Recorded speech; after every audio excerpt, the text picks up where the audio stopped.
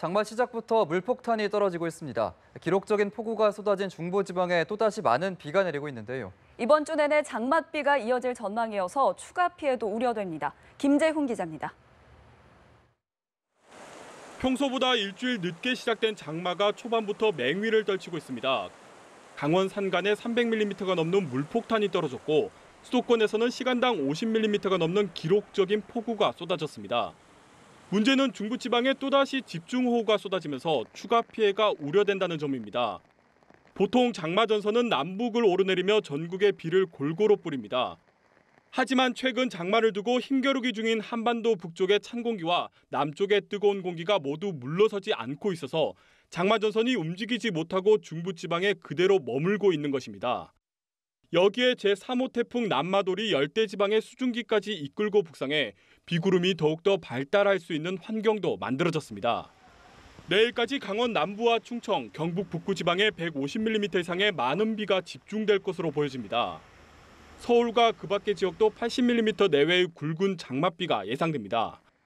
장맛비는 수요일 소강 상태에 들겠지만 금요일부터 다시 활성화되면서 주말에는 중부에 또다시 큰 비가 쏟아질 전망입니다.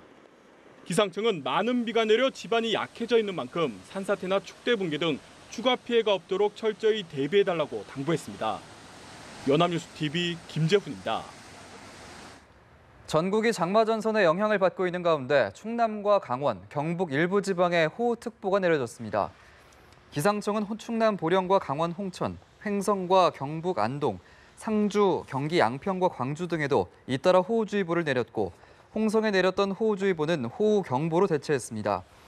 기상청은 내일까지 중부지방과 일부 남부지방을 중심으로 시간당 30mm 이상의 강한 비가 내리기 때문에 침수 피해에 유의해야 한다고 밝혔습니다. 연이틀 쏟아진 폭우로 오대산과 설악산 국립공원의 탐방로가 전면 통제됐습니다. 오대산 국립공원 사무소는 공원 내 집중호우로 산사태와 낙석 등 안전사고 위험이 커서 상원사 진입도로 등 모든 탐방로를 내일까지 통제한다고 밝혔습니다. 설악산 국립공원도 폭우에 탐방로가 물에 잠기고 나무가 쓰러지는 사고가 발생한 가운데 낙석과 산사태 위험이 커서 4일까지 입산을 전면 통제했습니다. 네, 강원에 많은 비가 쏟아지면서 피해가 속출했습니다. 이번 비로 강원도 내 가뭄은 상당 부분 해소됐지만 돌풍을 동반한 많은 비가 더 내릴 것으로 예상돼 주의가 필요해 보입니다. 보도에 이혜용 기자입니다. 마을 진입로가 온데간데 없이 사라졌습니다. 다리 난간은 상류에서 떠내려온 나무와 풀로 뒤덮였습니다. 외부와 연결하는 하나뿐인 진로가 유실되면서 주민들은 옴짝달싹할 수 없는 처지가 됐습니다. 여기 주민이 가구 수가 한 24 가구 되고 주민이 뭐 한 몇십 명 되죠. 예, 여기 진입로는 요거 하나입니다. 또 다른 마을길은 흙탕물에 잠겨 인적이 끊어졌습니다. 밤새 내린 비로 도로 곳곳에 흙과 돌무더기가 유출됐고 전봇대는 힘없이 쓰러져 도로를 가로막았습니다. 폭우로 유실된 도로에서는 비를 맞으며 긴급 복구 작업이 벌어졌습니다. 산간 계곡을 찾았던 행락객과 야영객들은 불어난 물에 고립됐다가 구조되기도 했습니다. 사흘 동안 홍천 내면에 360mm가 쏟아졌고 나머지 지역에도 100mm 안팎의 비가 내렸습니다. 이번 비는 극심했던 가뭄 해갈에 큰 도움이 됐습니다.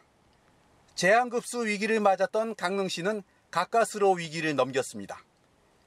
소행강댐의 수위는 2m 상승했고 타들어가던 농작물은 다시 생기를 되찾았습니다. 한강 수위에 직접적인 영향을 미치는 팔당댐과 청평댐은 올해 처음 수문을 열어 수위 조절에 나섰습니다. 기상청은 오는 5일 아침까지 천둥, 번개를 동반한 시간당 30mm 이상의 많은 비가 더 내릴 것으로 보고 주민과 야영객들의 주의를 당부했습니다.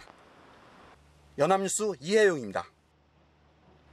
미국을 방문하고 돌아온 문재인 대통령이 4명의 장관급 인선을 추가로 단행했습니다. 이로써 문재인 정부가 출범한 지 54일 만에 1기 내각 구성이 마무리됐습니다. 성승환 기자입니다. 문재인 대통령은 4명의 장관급 인선을 추가로 단행했습니다. 먼저 산업통상자원부 장관 후보자에 백운규 한양대 에너지공학과 교수를 내정했습니다. 청와대는 백 후보자가 산업경제의 활력을 되살리고 석탄 화력 발전, 원전을 대체할 미래 에너지 발굴의 적임자라고 설명했습니다. 보건복지부 장관에는 박능우 경기대 사회복지학과 교수를 내정했습니다. 박 후보자에 대해서 보건복지 분야 사각지대 해소, 사회 안전망 확충 등을 수행할 적임자라는 것이 청와대의 설명입니다. 장관급인 방송통신위원장에는 이효성 성균관대 명예교수를, 금융위원장에는 최종구 한국수출입은행장을 앉혔습니다. 문 대통령은 정권 출범 이후 공석이었던 2명의 수석비서관을 임명하며 청와대 고위참모진 인선도 마무리했습니다. 기획재정부 차관 출신인 반장식 서강대 기술경영전문대학원장을 일자리 수석에, 경제수석에는 홍장표 부경대 교수를 임명했습니다. 이로써 문재인 정부 출범 54일 만에 1기 내각 인선 작업은 모두 끝났습니다. 국민적 바람의 눈높이에 최대한 맞추게 노력했다. 그러나 청와대가 다 보지 못한 문제는 국민을 대표하는 국회가 최선을 다해서 더 검증해 줄 것으로 기대하고, 문 대통령은 야권이 지명 철회를 요구하고 있는 조대엽, 송영무 후보자에 대한 인사청문 경과보고서 채택을 다시 요청하고 끝내 채택이 불발될 경우 임명을 강행할 수 있다는 관측이 나옵니다. 연합뉴스TV 성서환입니다. 도널드 트럼프 미국 대통령이 취임 6개월째를 맞았지만 고위공직의 70%가량을 후보자 지명조차 못하고 있는 것으로 나타났습니다. 미 비영리기구 공직을 위한 파트너십 등에 따르면 상원 인준을 거쳐 대통령이 임명하는 고위공직은 총 564개인데 현재 임명이 완료된 자리는 46개로 8.2%에 불과한 것으로 집계됐습니다. 특히 전체의 68%인 384개 자리는 아직 후보자 지명조차 이루어지지 않은 것으로 집계됐습니다. 한편 현지 언론은 트럼프 대통령이 취임 6개월간 총 164일 가운데 35일을 골프장에 머물러 임기의 21%를 골프장에서 보냈다고 전했습니다. 국회는 오늘 유영민 미래창조과학부 장관 후보자 등 3명에 대한 인사청문회를 엽니다. 유영민 후보자 청문회에선 위장 전입 논란과 참여정부 시절 기관장 특혜 채용 의혹 등을 놓고 여야의 치열한 공방이 예상됩니다. 정현백 여성가족부 장관 후보자 청문회에서는 참여연대 대표 시절 천안함 폭침 조사 결과의 의혹을 제기한 데 대한 보수 야당의 사상 검증이 예상됩니다.